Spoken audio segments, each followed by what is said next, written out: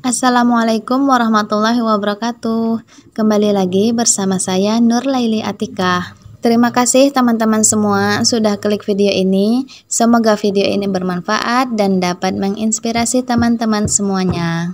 Bagaimana kabar teman-teman semuanya? Semoga kita semua selalu dalam keadaan sehat, dimurahkan rezeki, dan dipermudah segala urusannya. Amin, amin ya robbal alamin. Alhamdulillah kita masih diberi kesehatan sehingga kita masih bisa melakukan aktivitas sebagaimana biasanya. Dan untuk teman-teman yang lagi diuji dengan sakit, saya doakan semoga Allah lekas mengangkat penyakitnya. Dan bagi teman-teman yang lagi diuji dengan kesusahan, semoga Allah segera memberi hidayah di balik ujian tersebut. Amin ya robbal alamin. Kembali lagi dengan aktivitas saya hari ini. Jadi ceritanya kita jalan-jalan sore ya teman-teman.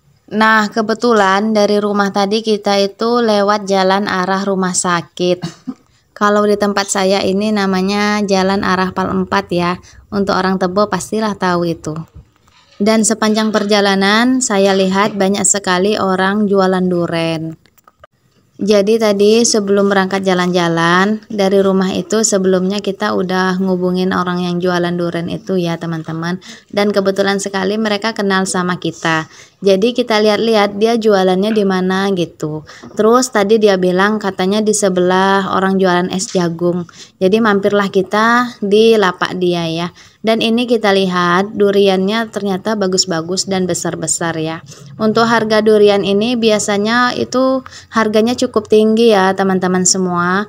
Untuk satu buah durian yang besar itu mereka biasanya jualnya itu sekitar 70 atau paling murah itu 50.000. Yang kata Pak suami kalau ketemu durian duit serasa tidak berharga lagi gitu. Waktu kita datang tadi, kita tanyalah dengan si abang yang jualan durian itu, berapa satunya ini? Terus dia jawab itu 40.000 satunya, ambillah 300. Mahal, kita bilang mahal gitu ya kan. Terus kita tawar-tawar lah, akhirnya dapatlah itu 100.000 dapat 5 buah durian. Termasuk murah ya teman-teman. Kalau kita beli di tempat lain itu biasanya satu buah itu paling murah 50.000 untuk ukuran sebesar ini. Mungkin dikarenakan sekarang itu di tempat saya pohon durian itu sudah jarang ya teman-teman. Karena kalau pada zaman dulu itu nenek-nenek moyang itu nanam durian itu ya sekedar nanam aja. Biasanya dari biji gitu kan. Padahal ini hanya durian biasa ya teman-teman, bukan seperti durian yang apa kata orang itu durian bawor atau musangking, bukan, ini durian biasa gitu. Jadi untuk pohon durian ini lumayan lama untuk berbuahnya. Itu sekitar 10 tahun, 15 atau 20 tahun kemudian itu baru dia berbuah. Pada zaman dulu itu di tempat saya ini durian itu lumayan banyak ya, bisa dikatakan berlimpah gitu. Karena seiring dengan perkembangan zaman, bertambahnya tahun, jadi lama-kelamaan pohon durian ini berkurang. Kenapa berkurang teman-teman? Karena kayu pohon durian itu bisa dimanfaatkan untuk berbagai macam jenis produk ya. Bisa untuk jadi bangunan rumah, kemudian bisa dimanfaatkan untuk buat perabot dan lain-lain. Dan juga kayu pohon durian ini terkenal itu bagus, keras, tidak dimakan rayap gitu. Dan juga kayu durian ini kalau dijual itu harganya cukup tinggi ya teman-teman semua.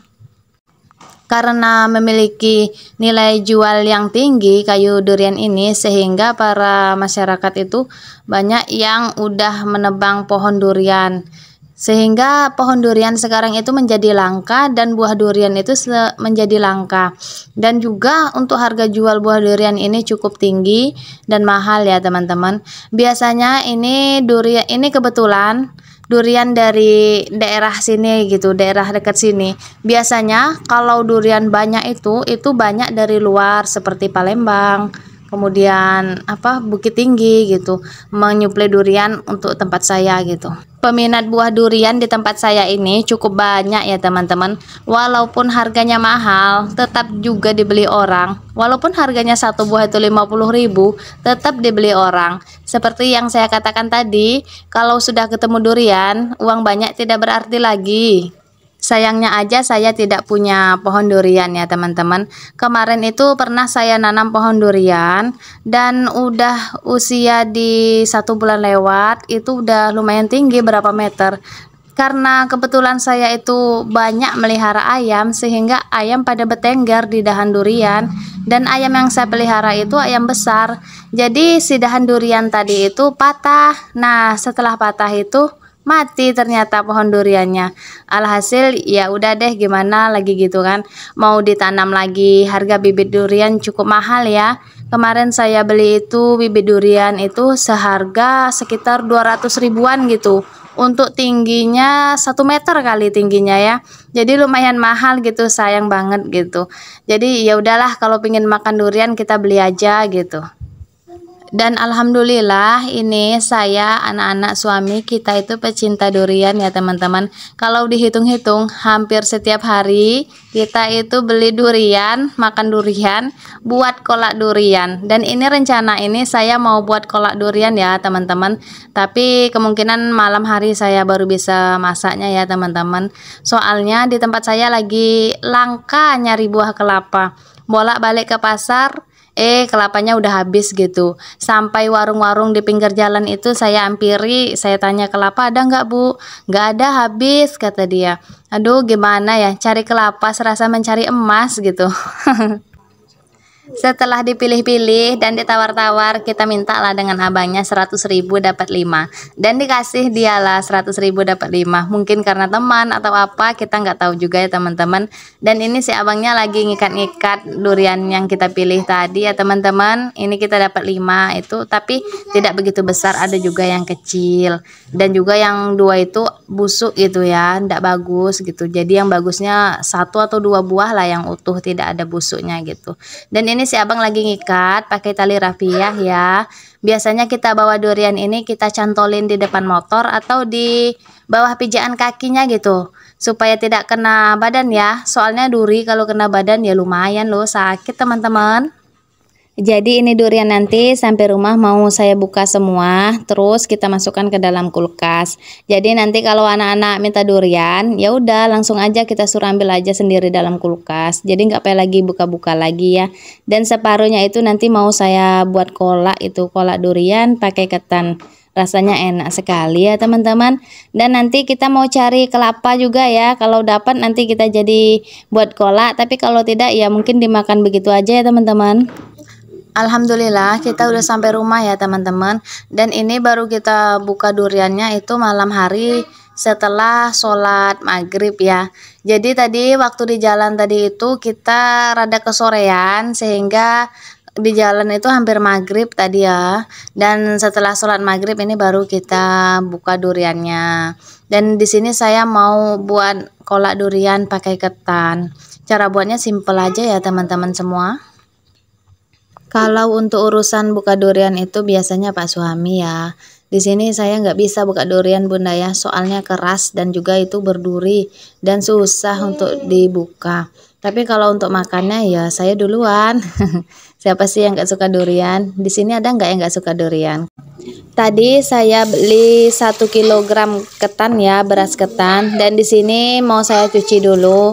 Seperti biasa ya teman-teman, bunda-bunda semua, kita mencuci beras disunahkan searah seperti jarum jam. Kemudian di dalam hati kita baca sholawat supaya kita dapat berkahnya dari Nabi Muhammad. Tadi saya beli ketan itu dengan harga 15.000 per kilogramnya. Kalau di tempat bunda-bunda semua berapa harga beras ketan per kilogramnya? Boleh komentar di kolom komentar. Beras ketan ini cukup kotor ya teman bunda-bunda semua. Soalnya kita lihat itu air cuciannya itu keruh banget. Jadi memang harus benar-benar bersih itu mencucinya. Di sini saya mencucinya sekitar berapa kali ya, sehingga air itu terlihat jernih dan tidak keruh lagi, baru selesai saya mencucinya ya. Maaf Bunda ya, ada terdengar suara bising dikarenakan ketika saya ngedabing itu Mas Azam belum tidur dan dia asik cerita dengan saya. Saya ngedabing, dia cerita, jadi suara Mas Azam terekam juga. Mohon maaf ya Bunda semuanya. Setelah mencuci beras ketan, ini saya lanjut mau peras kelapa santan ya. Di sini tadi saya beli itu 2 buah kelapa dan kebetulan sekali ini kelapanya masih muda. Jadi kata orang toko itu tadi, saya tanya kan, ini bisa untuk buat bubur? Saya bilang, iya ini bagus untuk buat bubur. Ternyata kelapanya masih terlalu muda ya teman-teman semua. Jadi saya itu tidak tahu membedakan mana kelapa tua dan kelapa muda. Jadi kalau saya beli kelapa itu saya pilih yang besar. Di sini ada nggak yang samaan dengan saya? Kalau beli kelapa senangnya pilih yang besar. Kalau ada boleh komentar di kolom komentar. Yang tuh makan angkut habisin. Habisin, tak boleh kayak gitu. Makan dihabisin tuh. Habisin yang ini deh. Tadi yang mau yang mana? Nah, ambil tuh. Kelapa 2 tadi itu Bunda saya bagi-bagi untuk masak beras ketannya dan untuk masak kolak duriannya ya. Di sini saya masak menggunakan magicom, kemudian saya tambahkan 1 sendok garam kasar, terus saya aduk-aduk hingga merata. Kemudian langsung aja kita colokin dan jangan lupa kita cetekin ke bawah magicomnya ya Bunda. Dan ketika masak di magicom ini tadi sempat ada dramanya juga ya Bunda. Soalnya magicomnya entah magicomnya udah mau rusak atau memang nggak support, itu saya nggak tahu lah. Berapa kali jetek itu beras ketannya belum matang dia udah jetek. Nah beras ketannya belum matang dia udah jetek. Jadi bolak-balik jetek gitu ya Bunda ya, bolak-balik dicabut colokannya, kemudian dicolokin lagi, terus dicetekin ke bawah lagi gitu. Entah apa yang salah dengan magicom ini. Magicom ini sudah lama juga saya makainya ya Bunda, sekitar 3 tahunan ada ini, sehingga itu ada pentol di dekat magicomnya itu sudah tidak berfungsi lagi karena pir atau pentol apanya itu di dalam itu sudah hilang. Ini saya lagi nyalakan api kompornya ya Bunda semua. Di sini saya masak kolaknya menggunakan panci yang ukuran rada besar ya Bunda. Nah, ini itu kelapa sisa dari kita masak beras ketan tadi. Terus di sini saya masak kolak itu biasanya saya menggunakan garam kasar itu sekitar ini 1 sendok kecil ini saya masukkan ke dalam santannya ya Bunda, supaya ada rasa-rasa gurih lemak-lemaknya gitu. Kemudian itu saya pakai gula pasir ini sekitar 15 sampai 20 sendok kecil ini ya Bunda. Untuk takaran kemanisannya itu tergantung dengan selera kita masing-masing ya. Karena di sini kita itu senang manis, jadi ini rada banyak dikit nambahin gula pasirnya. Oh ya Bunda, terima kasih yang sudah dukung channel ini. Saya doakan semoga kita semua dimurahkan rezekinya, dilancarkan segala urusannya, diberi kesehatan sehingga kita bisa melakukan aktivitas sebagaimana biasanya. Dan buat bunda-bunda dan teman-teman online yang baru ketemu channel ini, jangan lupa support channel ini dengan cara like, subscribe, comment, and share. Terima kasih untuk semua. Ini santannya jangan lupa kita aduk-aduk ya Bunda, soalnya kalau tidak diaduk-aduk kata orang itu pecah santan. Kalau udah pecah santan itu biasanya rasanya itu udah berkurang ya, udah kurang enak gitu. Dan ini saya aduk-aduk terus santannya hingga mendidih.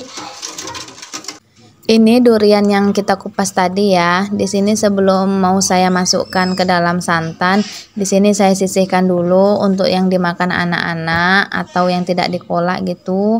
Nanti disimpan di dalam kulkas. Biasanya mereka itu kadang ketika bangun tidur itu langsung nanyain, "Ibu, di mana durian?" gitu. Nanti kalau mereka nanyain ya udah tinggal kita bilang aja duriannya di dalam kulkas. Soalnya kalau belum dikupas itu duriannya, kadang ketika mereka ingin makan durian itu mereka minta kupasin gitu. Dan kadangkala di saat itu kita itu lagi kerja atau lagi ada kerjaan gitu, sehingga memakan waktu juga ya. Tapi kalau sudah dikupas begini kan lebih simple, lebih praktis. Jadi mereka bisa nyari sendiri di dalam kulkas. Nah, saya kira cukup aja segini durian yang mau dikolak. Dan ini santannya udah mendidih, jadi langsung aja kita masukkan duriannya satu persatu. Biasanya santan kalau udah dimasukkan dengan durian itu biasanya santannya mengental ya Bunda. Kalau saya buat kolak durian itu lebih suka itu airnya banyak, kemudian diisi duriannya itu sebentar aja. Jadi kalau santannya udah mateng baru saya masukkan durian, soalnya saya aduk-aduk sebentar, nanti duriannya matang sendiri terkena panasnya air santan itu.